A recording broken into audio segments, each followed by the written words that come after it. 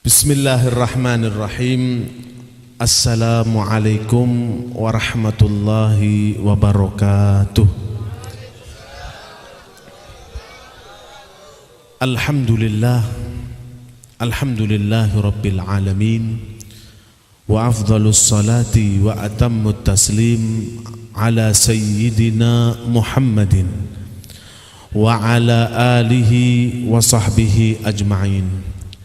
Allahumma akhrijna min dhulumatil wahm wa akrimna bi nuril fahm waftah alaina bi ma'rifatil ilmi wa sahhil akhlaqana bil hilm waj'alna mimman yastami'una al-qawla fayattabi'una ahsanah. Allahumma 'allimna ilman nafqahu bihi awamiraka wa nawahiyak warzuqna fahman na'rifu bihi kaifa nunajika ya dzal jalali wal ikram. Amin amin ya rabbal alamin. Amma ba'du. Sedayanipun hadirin lan hadirat ingkang kawula mulyakaken, khususnya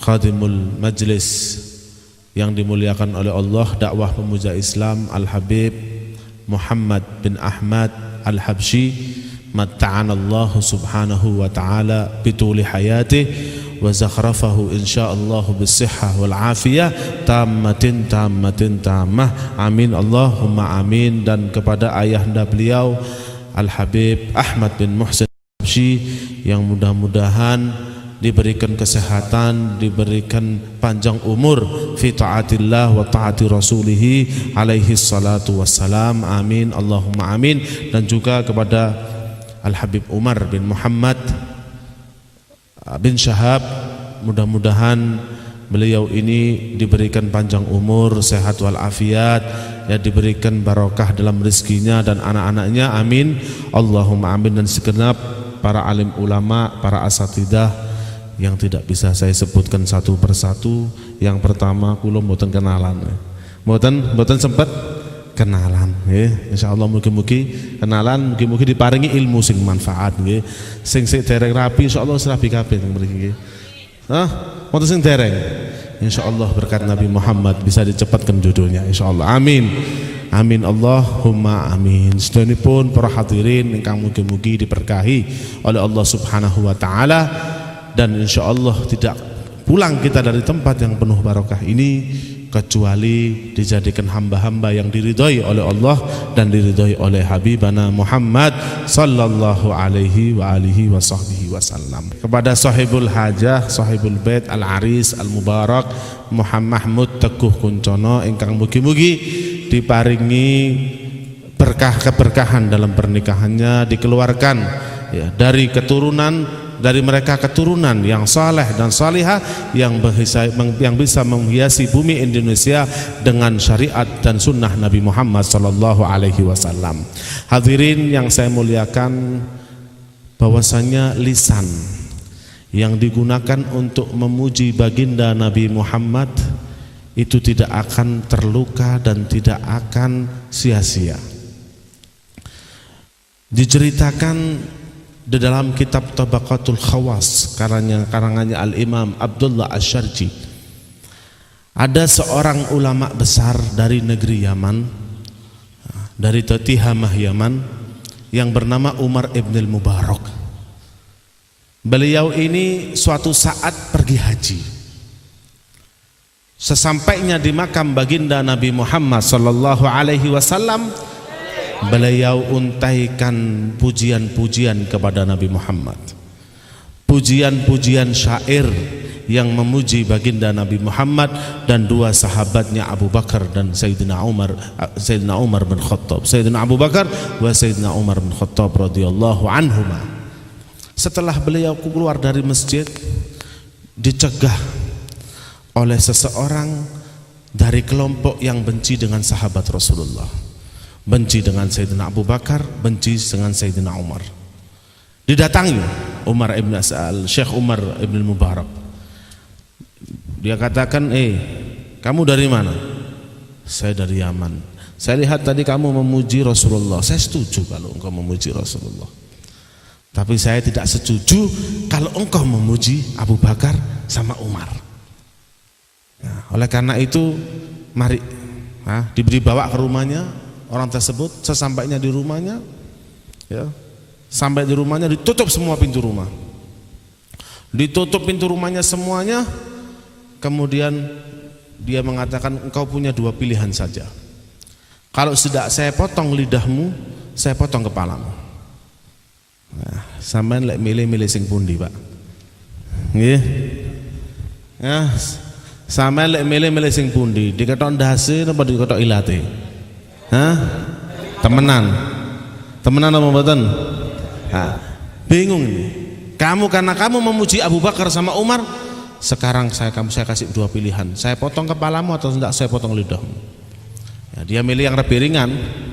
Ya sudah, kamu potong saya lidah saya, kamu potong saja lidah saya. Akhirnya dipotong.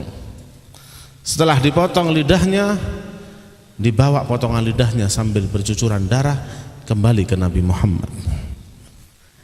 Menangis di hadapan kuburan Nabi Muhammad. Ya Rasulullah, aku memujimu dan memuji dua para sahabatmu, ternyata lidahku terpotong ya Rasulullah. Berdoa terus tawasul kepada Nabi Muhammad sampai beliau tidur. Di dalam tidurnya beliau bermimpi ketemu Habibana Muhammad dan dengan dua para sahabatnya Abu Bakar dan Umar, Sayyidina Umar wa Sayyidina Abu Bakar Siddiq radhiyallahu anhu. Ketika itu ditanya, wahai Umar, ada apa dengan engkau? Ya Rasulullah, lidahku sudah putus karena aku dipotong oleh orang yang benci kepada dua sahabatmu yang bersama engkau sekarang. Kemudian tolong ya Rasulullah, engkau kembalikan. Kemudian Sayyidina Abu Bakar dipanggil oleh Rasulullah, ya Abu Bakar sini, mari kamu kembalikan lidahnya. Diambil lidahnya oleh Sayyidina Abu Bakar Siddiq, dimasukkan ke mulutnya Syekh Umar. Kemudian terbangun dari tidur, lidahnya sudah kembali seperti semula. Allahumma salli ala Muhammad. Oleh karena itu banggalah mempunyai lisan yang memuji Habibana Muhammad, karena lisan itu tidak akan pernah terganggu, tidak akan pernah terluka kalau memuji Nabi Muhammad. Allahumma salli ala Muhammad. Sayyidina Abbas bin Abdul Muttalib, diriwayatkan beliau itu sampai meninggal tidak satu pun giginya lepas. Biasanya lek tuwek lek bokang ya Bang. Bokang lek tuwek biasanya. Tapi ini sampai meninggal satu giginya pun tidak jatuh. Ya. Tetap bagus, putih, indah, ya, seperti orang anak muda. Apa rahasianya? Pada suatu saat Rasulullah dan para sahabatnya pulang dari peperangan Tabuk. Sesampainya di masjidnya Rasulullah SAW, ini para sahabat semua duduk bersama Nabi Muhammad. Ini Abbas bin Abdul Muttalib, paman Nabi Muhammad SAW, angkat tangan. Ya Rasulullah, uridu an amtadihak. Ya Rasulullah, saya mau memuji engkau. Melihat wajah Rasulullah yang begitu indah bagaikan bulan, ya, memandang Rasulullah, ya Allah, alhamdulillah, ya, memandang Rasulullah. Orang kalau sudah memandang, ya, lek panjenenganipun lek kadung rasa cintanya kepada Habib Muhammad ini tinggi, pasti sampai dengan pengen muji apa enggak? Ngoten nggih? Ngoten. Waduh, ngoten apa ngoten, Bib? Iso ganteng ini lho gurune, mesti bangga panjenengan iki. Allahumma sholli ala Muhammad. Kita kalau melihat orang dalam keadaan senang, mau ndak mau ingin memuji. Enggak usah jauh-jauh, anak kita saja. Anak kita kalau dalam habis rawat, habis, ya, pasti apa? Aduh, cek ayu nih nak, ngoten nggih. Itu sudah tidak bisa tertahankan lagi. Nah niki lek ambek anak kadang ngono, kula mboten semerat ambek bojo ngoten napa mboten? Kadang-kadang bojone mari paes nggih. Ayu, ya. Terus metu teko kamar ngomong apa sampean? Iku temenan apa goro? Nggih. Nah, itu mesti harus dipuji. Seakan macak-macak lah, bengese larang, bedake larang gak dipuji. Minimal aduh kok tambah ayu sampean, Dek. Nah, lah seneng ah. Sampean yo ngoten ibu-ibu. Lek misal ndeloke mari cukuran nggih. Iku aja didelok tok, "Wah, Pak, tambah ganteng." Nah, ngoten. Insyaallah harmonis. Nah, akhire wong lanang repot kadang-kadang. Macak gak dipuji, gak macak diseneni. Lah opo? Nah, ini Abbas bin Abdul Muthalib begitu. Itu sama anak kita, sama istri kita. Bagaimana Abbas bin Abdul Muthalib melihat keindahan wajah Nabi Muhammad. Langsung beliau ngacun, ya Rasulullah, uridu an amtadiyak. Ya Rasulullah, saya mau memuji engkau ya Rasulullah. Apa? Bicara Rasulullah, Rasulullah SAW mengatakan, lam yuftidillahu fak. Mulutmu atau lidahmu tidak dijadikan kecuali lidah yang sehat, lidah yang tidak terluka, lidah yang selalu bicara dengan pembicaraan yang disukai oleh Allah dan Rasulnya. Nah, tidak menjadikan lidahmu selalu bersih, selalu suci, selalu indah, selalu sehat. Nah, gara-gara doanya Nabi seperti ini, sampai meninggal giginya tidak satu pun yang jatuh. Allahumma salli ala Muhammad. Apa pujian Sayyidina Abbas bin Abdul Muthalib kepada Habibana Muhammad? Panjang. Saya ngapal mek lurut tok. Nggih. Warat tanaral khalili muqtataman fi sulbihi anta kaifa yahtariku wa anta lamma wulidta asraqatil ard wa adha'at binurikal ufuq. Engkau ya Rasulullah, sewaktu Nabi Ibrahim dibakar oleh Raja Namrud, engkau berada di tulang punggungnya. Cahayamu berada di tulang punggungnya. Bagaimana beliau bisa terbakar? Kemudian dan engkau ketika lahir ya Rasulullah, dunia ini bergemerlapan, bintang-bintang, bulan-bulan semuanya al-ufuk, ufuk di atas langit semuanya gembira dan bercahaya. Karena apa? Karena menyambut kelahiranmu. Dan kita di sini berapa tahun majelis DBI ini dilaksanakan, berapa tahun kita memuji Rasulullah. Yakinlah bahwasanya insya Allah badan kita, mulut kita sehat karena Rasulullah. Amin Allahumma amin. Dan juga ini kebetulan saya tadi pas lihat acaranya, kok acara unduh mantu, ketepaan saya ingat sebuah riwayat yang mana seorang pemuda gara-gara Rasulullah bisa kawin. Beliau adalah sahabat Julaibib. Ini Julaibib adalah seorang sahabat yang kedudukan kemasyarakatannya paling rendah. Kenapa? Tidurnya di masjid. Kemudian jalan di Madinah tidak pakai sandal. Keluarga tidak punya. Uang apalagi. Pekerjaan tidak ada. Nah, ini anak pemuda. Tapi walaupun keadaannya miskin seperti itu, minumnya dari sumur. Ya, makannya nunggu Nabi Muhammad SAW memberi, atau orang para sahabat memberi. Jadi keadaannya sudah benar-benar parah. Tapi walaupun pemuda yang ekonominya semacam ini, dia kalau sholat di saf awal, kalau majelis di saf awal. Bukan majelis sama sholat, kalau perang sama Rasulullah saf paling depan. Bukan frustasi ya. Kadang-kadang orang gak rapi-rapi, gak payu-payu, frustasi, aku tak perang aja mati di sana. Ini sahabat bukan frustasi. Memang sangat semangatnya pada din, semangat majelis itu sangat semangat sekali, besar semangatnya. Suatu saat ditanya oleh Rasulullah SAW, ya Julaibib, ala tatazawwaj? Wahai Julaibib, apakah kamu ini tidak mau kawin? Lah Julaibib menteri awake dhewe ngomong sama Rasul, ya Rasulullah, man yuzawwijuni? Ya Rasulullah, siapa yang mau mengawinkan aku? Pekerjaan gak punya. Lek coro Jawane sandal jepit sing 10.000 mboten saged tumbal, Pak. Nggih. Sandal nggak bisa beli. Kemana-mana ngodok karena hafian fil Madinah. Hah? Siapa yang mau kawinkan aku ya Rasulullah? Siapa? Ya. Siapa orang yang mau mengawinkan anaknya? Kula badhe takon nggih. Lek zaman sakniki wonten sifate kaya Julaibib. Nggih, lek masjid Masya Allah, lek mengajus paling awal nggih, tapi gak kerja nggih, mboten saged kerja, bukan gak kerja, bukan malas kerja, tapi tidak bisa kerja karena dulu ekonominya mungkin tidak seperti sekarang. Atau kerjalah tapi penghasilannya sedikit. Ya. Umpamane gak sandalan, apa ngelamar gak sandalan. Sampeyan trimo enggak, Pak? Oh. Masya Allah. Durung apa-apa wis gak. Allahumma sholli ala Muhammad. Lanjut. Itu setelah itu Rasulullah setelah mendengar keluhan Julaibib, Rasulullah menjawab, ana uzawwijuk. Sallallahu ala Muhammad. Saya yang akan kawinkan kamu. Lihat Rasulullah. Ya. Akhirnya Julaibib punya harapan kepada Rasulullah.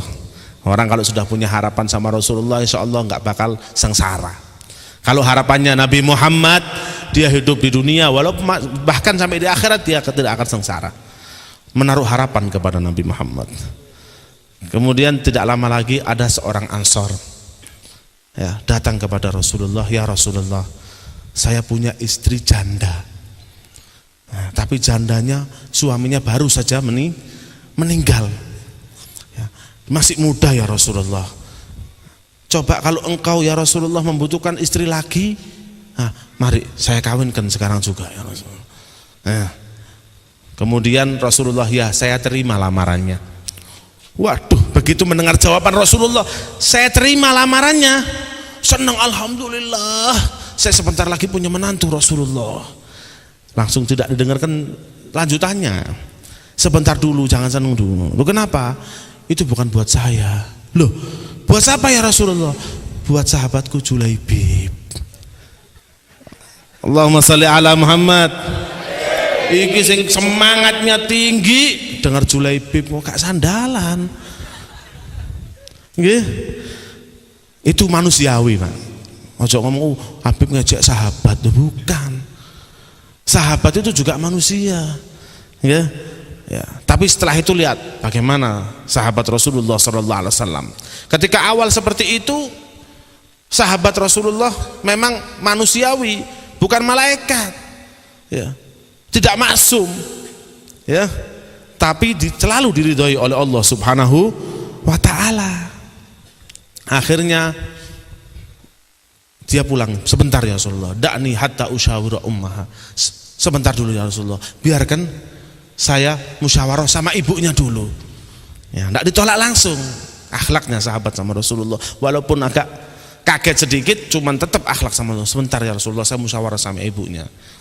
Pulang ke rumah ibunya, ke rumah istrinya, musyawarah. Rasulullah menerima, ngomong sama ibunya, Rasulullah menerima lamaran kita. Alhamdulillah, saya mendapatkan menantu Rasulullah. Sebentar dulu, Bu. Bukan buat Rasulullah. Loh, memang buat siapa? Buat Julaibib. Waduh, sebentar sih. Kalau untuk Julaibib ya, kamu kembali ke Rasulullah, bilang minta maaf sekali. Ini perempuan sudah baru saja suaminya meninggal, masa didapatkan orang seperti Julaibib? Ya, mohon maaf, kembali kepada Rasulullah. Begitu bapaknya mau keluar dari rumah untuk kembali ke Rasulullah, teriak janda perempuan dari belakang kamarnya, sebentar dulu, wahai ayah ibuku, afataruddani ala Rasulillahi amrah. Kalau apakah engkau ini mau menolak permintaan Rasulullah? Apa engkau wahai ayah ibuku akan menolak permintaan dan keinginan Rasulullah? Demi Allah, kata seorang perempuan tadi, janda tadi, demi Allah, fala yudayyi'ani Rasulullah. Kalau memang Rasulullah yang menyuruh, Rasulullah tidak akan menyia-nyiakan saya. Subhanallah. Mendengar jawaban semacam itu, langsung yang semangatnya down jadi tumbuh lagi, berangkat ke Rasulullah. Ya Rasulullah, anak saya mau, ibunya setuju, monggo sampean kawinkan Julaibib dengan anak saya. Alhamdulillah, dikawinkan. Akhirnya Julaibib menjadi manten anyar. Tapi Julaibib bukan sembarang Julaibib.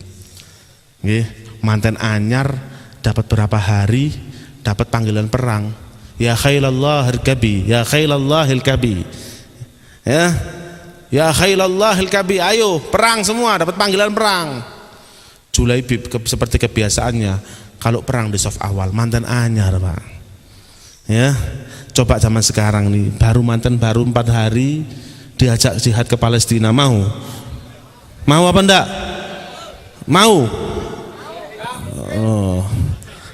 DPI gak teko jari Habib Muhammad. Jihad lagi. DPI mboten dugi, kadang-kadang undangan tonggo sebelah tahlilan, waduh iki wong mati, urusan wong mati, aku urusan wong rabi. Ngono kadang-kadang wonten sing rabi, tiyang sing rabi niku wis manten anyar gak kelem diganggu. Namanya Syahrul Asal. Ya, bulan madu. Makanya lek wara bulan madu itu sebenarnya bukan 1 bulan. Sampai mati harus tetap kayak madu. Ya. Ngoten apa ngoten? Iya, jangan sudah 1 bulan mulai tukaran. 1 bulan mulai gak sayang-sayangan nih.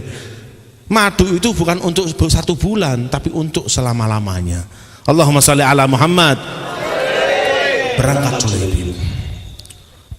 Sampai selesai peperangan, sahabat kumpul sama Rasulullah, ada sebagian sahabat yang meninggal. Sahabat menyebutkan, ya Rasulullah, fulan meninggal dunia. Ya Rasulullah, fulan mati bersimbah darah. Ya Rasulullah, fulan mati syahid. Ya, tapi Julaibib tidak disebutkan. Katanya Rasulullah, mana Julaibib? Kamu nggak sebutkan Julaibib. Kalian nggak sebut Julaibib. Mana Julaibib? Nggak tahu ya Rasulullah. Kumu faltamisu Julaibib. Berdiri kalian semua, cari jenazah, cari Julaibib, mati ataupun hidup. Cari kabar. Saya cari golongan orang-orang yang hidup tidak ada. Dicari dari golongan orang-orang yang mati, tapi alhamdulillah sayang 1000 sayang. Ya, sahabat seperti yang baru menikah ternyata sudah mati bersimbah darah di dalam jihad menegakkan agama Allah Subhanahu wa taala.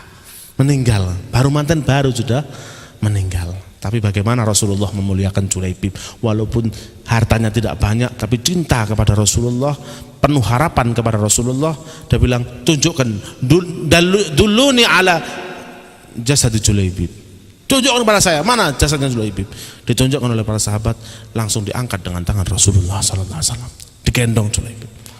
Ya, coba sekarang kamu gali kubur. Setengah-tengah sahabat menggali kubur. Sayyidina Anas yang meriwayatkan hadis ini, beliau ngomong, kunna nahfirul qabr walaysa firashun li Julaibib illa sa'idai Rasulullah sallallahu alaihi wasallam. Ketika kita sedang menggali kubur, itu Julaibib tidak turun dari gendongan Rasulullah sallallahu alaihi wasallam. Tetap digendong oleh Rasulullah sallallahu alaihi wasallam sampai selesai menggali kuburan. Kemudian beliau dimasukkan di liang lahat dengan tangannya Rasulullah. Kemudian didoakan oleh Rasulullah sallallahu alaihi wasallam. Nah, ini makanya berhubung ini majelis dakwah pemuda Islam yang muda-muda, kalau majelis seperti ini tawasul dan cepat rapi. Nggih. Kathah napa mboten sing dereng rapi? Insyaallah bibarkati Rasulullah sak minggu wis rapi insyaallah. Gitu harus Julaibib. Kok aku sik repot di Bib. Badhe rapi sik wedi napa? Mboten nyambut damel. Ngapunten kula niki rabi mboten nyambut damel. Tapi sampai saiki ya urip. Saestu kula niki akad nikah qabiltu niki mboten nyambut damel, belum ada pekerjaan, baru datang dari Yaman, enggak ada kerjaan, belum ngajar, tapi rabi dhisik sing kendel. Nggih. Insyaallah bibarakati Rasulullah. Nggih. Makanya setiap sing dereng rabi ini setiap majelis DPI, ya, ojo lali, tawasul cepet rabi. Nggih. Siap tawasul? Siap bibarakati Rasulullah. Nah, itu kan Nabi masih hidup, Beb. Sebentar dulu. Nabi juga bermanfaat kalau kita punya hajat ketika Nabi meninggal. Al-Imam Qurtubi dalam tafsirnya ketika mentafsirkan walau annahum idzalamu anfusahum ja'uka fastaghfirullaha wastaghfara lahumur rasul lawajadullaha tawwabar rahimah. Ini para sahabat, ini ayat menjelaskan para sahabat itu kalau dosa pada zamannya Nabi Muhammad SAW masih hidup, itu kalau sahabat dosa menyesal kepada Allah, istighfar, kemudian datang kepada Rasul, ya Rasulullah, kepada Rasulullah, ya Rasulullah, istighfari saya, ya Rasulullah, mintakan ampun kepada Allah atas dosa saya. Dimintakan ampun sama Allah, dimintakan ampun oleh sama Nabi Muhammad SAW, langsung waktu itu juga diampuni dosanya oleh Allah Subhanahu wa Ta'ala. Suatu saat ada Badui dari atas gunung turun melakukan dosa, ya, melakukan kesalahan dengan Allah SWT, menyesal, istighfar, turun ke Madinah. Dicari Rasulullah, tanya sama mana Muhammad, mana?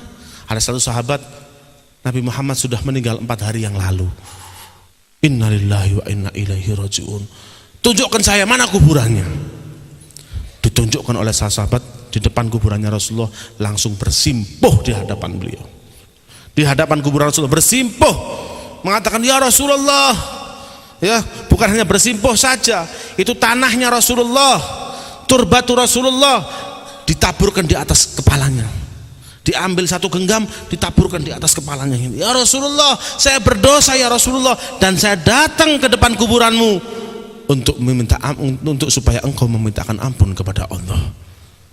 Setelah selesai tawasul kepada Rasulullah, keluarlah suara dari dalam kubur mengatakan qad ghufira lak. Ketahuilah wahai Badui, sekarang ini dosamu sudah diampuni oleh Allah Subhanahu wa taala. Allahumma shalli ala Muhammad. Nah, siap rapi? Siap berkat DPI? Siap? Nah, karena tidak usah khawatir, ini pemuda yang nasya'a fi ibadatillah. Sab'atun yudhilluhumullah fi dhillin fi yaumin la dhilla illa dhilluh. Ya. 7 orang, ya, yang Allah naungi di yaumil qiyamah, yang mana tidak ada naungan kecuali naungan Allah. Siapa? 7 orang diantaranya wasyabun nasya'a fi ibadatillah. Ya. Maulid adalah afdalul qurubat. Ya. Ini adalah ibadah. Ya. Kalau sudah ibadah, insya Allah menjadi orang yang dekat dengan Allah Subhanahu wa ta'ala. Oleh karena itu, mudah-mudahan kita yang hadir di tempat yang penuh barokah ini, segala hajat kita diampuni oleh Allah Subhanahu wa taala, segala kesalahan kita diampuni oleh Allah Subhanahu wa taala, segala hajat kita dikabulkan oleh Allah Subhanahu wa taala. Mudah-mudahan ya Saudara Mahmud Teguh Kuncono berkat mengundang DPI di kampung yang penuh barokah ini, mudah-mudahan kehidupannya dilanggengkan berkat Rasulullah. Mudah-mudahan anaknya menjadi anak nanti yang dikeluarkan anak-anak yang soleh dan soleha, yang bisa membanggakan kedua orang tuanya fid dunya wal akhirah. Amin Allahumma amin. Mudah-mudahan kita semuanya di sini menjadi orang-orang yang diridhai oleh Allah, yang diridhai oleh Rasulullah, bisa bertemu dan dikumpulkan dengan Habibana Muhammad sallallahu alaihi wasallam. Amin Allahumma amin.